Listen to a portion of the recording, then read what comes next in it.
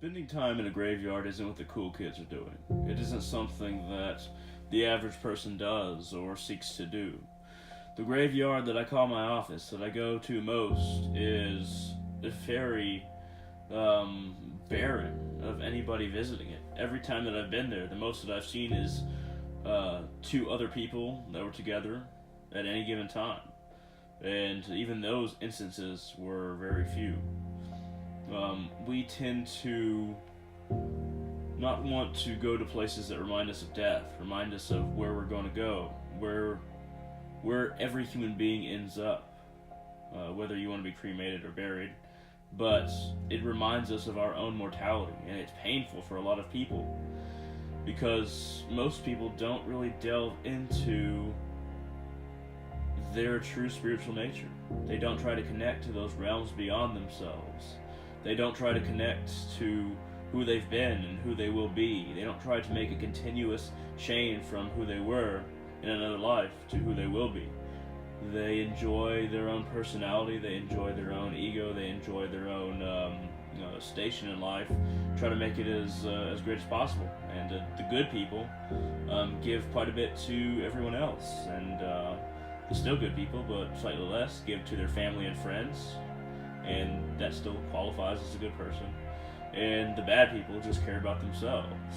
But spending time in a graveyard, it's humbling for this reason, but also we have to respect the spirits of the dead.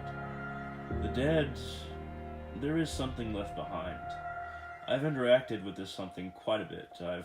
I've had experiences with this something that's left behind by the spirits of a person, by the souls of a person. The soul moves on, but the ego and the spirits are kind of fractured from the soul, and something is left behind because the ego cannot move on. The ego is a recording of that person's life, but in the next life they will have a new ego in the next incarnation, and if they're lucky enough, the very few will go into a heavenly realm for a time, then come back here, and the even fewer will actually go to another realm to where that's another stepping stone into becoming something more than just something that has to come back here to learn because they've learned enough.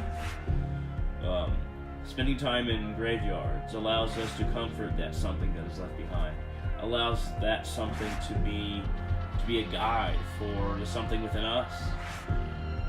There's a ping within us as we recognize those graves where no one visits, those ancient graves, those old graves where no one is interested in anymore. Some of the tombstones are cracked off and lying on the ground beside their base.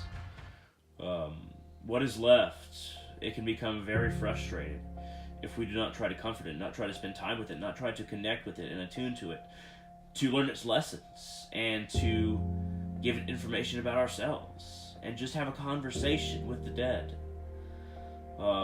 When we do that, the area that is the graveyard and everything around it will have a better vibration, a higher level of consciousness, because we have put effort into not making what is left feel lonely in those places where it is left, to put it plainly.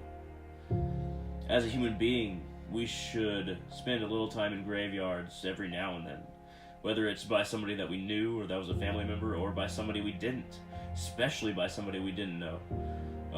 Who knows who they were, but we should talk to them. It might sound silly talking to a stone, talking to a grave, but if you talk to them, something in yourself you will feel something within respond to whatever you're getting back from that piece that is left behind. You can call it a ghost, you can call it a spirit, whatever. But there is this back and forth donation of experience that can do remarkable things for a graveyard, the area surrounding, and for ourselves.